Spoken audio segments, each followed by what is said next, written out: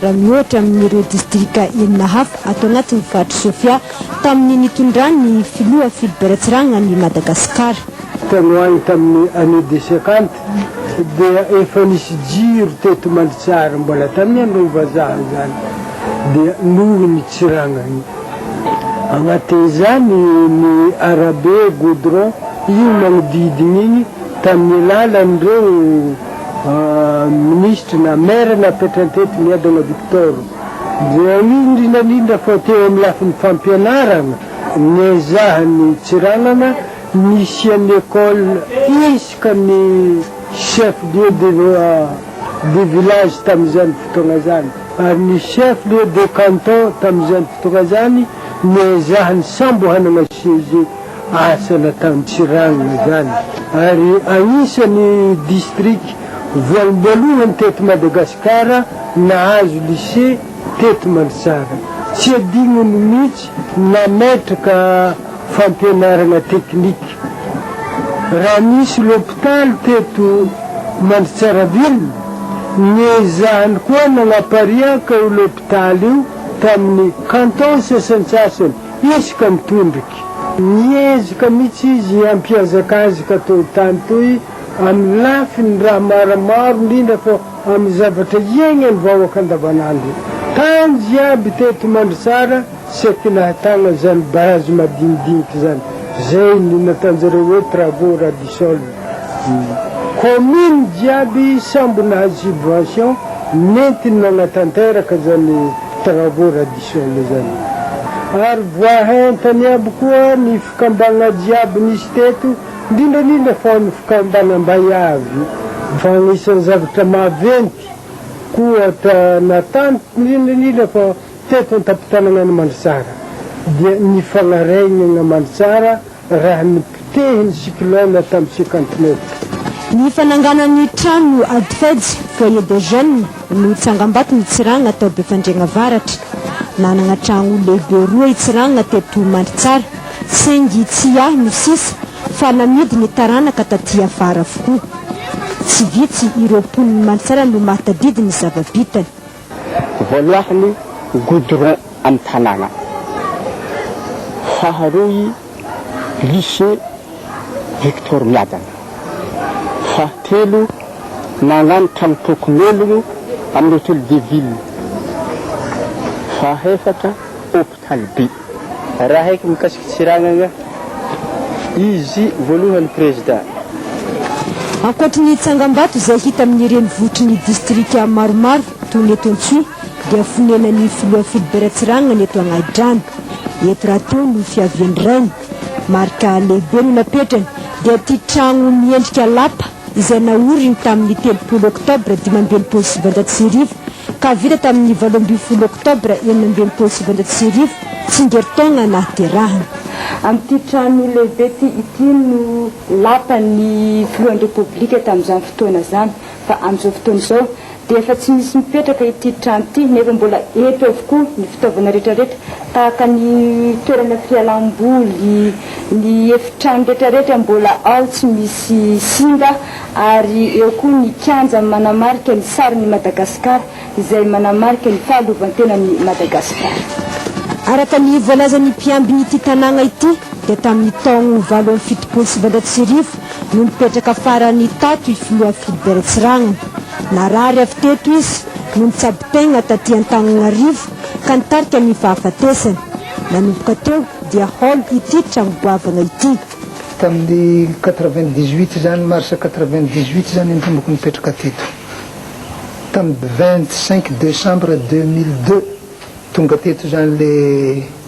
le piasa nalefa ny fanjakagna hanao réhabilitation le toerana. Piasavegna Antananarivo. Ya.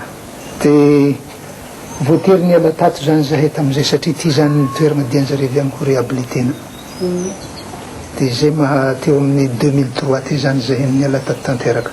Iny nitomboko an'izay zany jusque isika amin'ny teny zao tsisy olo mipetraka tsy ny trano ty. Tamin'ny taogno 2002 dia nikasa hagnavaon'ny trano ny fitondram-panjakagna tamin'izany saika ho atao vakoka. Misy piasan'ny ministère ny culture zany teto tamin'izay fotoagna zay nandamindamigny zavatra rehetrarehetra teto nitarika an'ilay piasa nijery leha plan le trano jiaby igny zany dia aveoko zany tonga le entreprise tamin'ny décembre zay 2002 zay nanao le asa ka saiky hataonjare musée zany le izy zay zany ny zavatra nisy tamin'izay fahafantaranao tsy natanteraka azy tamin'izay satria boka nisy boka ologno zany ny resaka fa hoe lasa ny fanjakana ifanagnanareo io dia tamin'izay zany le milaza ndraiky zany le sasany ny olany zany dia hoe io tsy lasa ny fanjakana fa le raha nisy ny privé ho isy anareo tompony mitantana azy ao dia le mahasemi privé azy zany le comité de gestion zany tokony ho isy zareo amin'ny solotegna mpianakaviagna zany ke io le amin'ny solotegna ny fianakaviagna io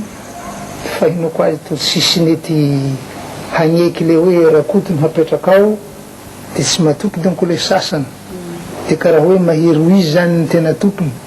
dia hatramin'izao tsy nisy le comité de gestion avy amin'ny fianakaviagna dia mifanjakana moa tsy fantatro raha teo zay ny feo henoko fa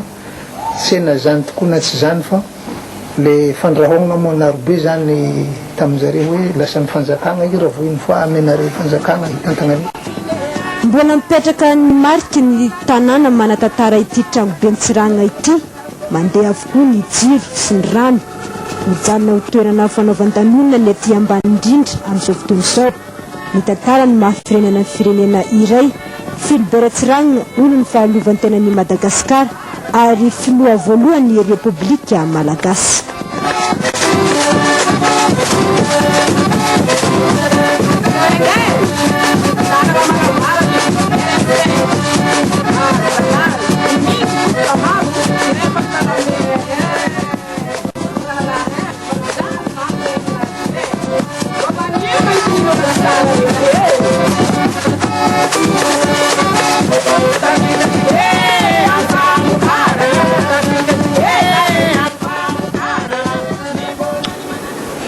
zany dia mamelona ny tantara tokoa ireny sary reportage voavy hitatsika teo ireny mikasika ilay trano hoe atao vakoka moa tsy hita mihitsy izay maratsy izany satria manjara lasa simba eo ampitoerana fotsiny ireny trano ireny mba tsy misy ny mikarakara izany